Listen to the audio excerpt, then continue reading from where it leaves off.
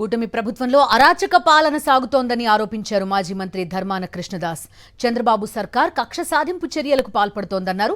శ్రీకాకుళం జిల్లాలో జరిగిన మాజీ సీఎం వైఎస్ఆర్సీపీ అధినేత వైఎస్ జగన్ జన్మదిన వేడుకల్లో పాల్గొన్నారు ధర్మాన కృష్ణదాస్. జగన్ బర్త్డే సందర్భంగా దుర్గామాత అమ్మవారి ఆలయంలో ప్రత్యేక పూజలు నిర్వహించారు.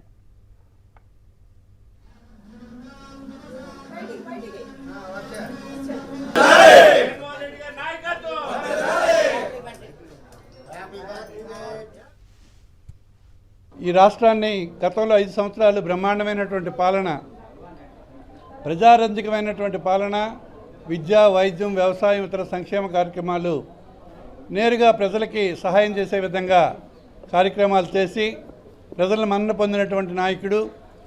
మరి ఈవేళ దానికి భిన్నమైనటువంటి పరిపాలన రాష్ట్రంలో జరుగుతుంది.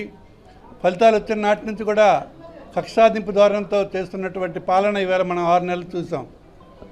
ప్రజలు ఏదో ఆశపడి ఆయన చెప్పినటువంటి సూపర్ 6 మేనిఫెస్టోని అత్యాశతో అతనికి అనుకూలంగా చంద్రబాబు నాయుడు గారికి, కూటమికి మరి ఓట్లు వేసి గెలిపిస్తే ఆయన కేవలం వైఎస్ఆర్ పార్టీ శ్రేణుల మీద కక్ష సాధించడానికే ఉపయోగించుకుంటున్నట్టుగా కనిపిస్తోంది.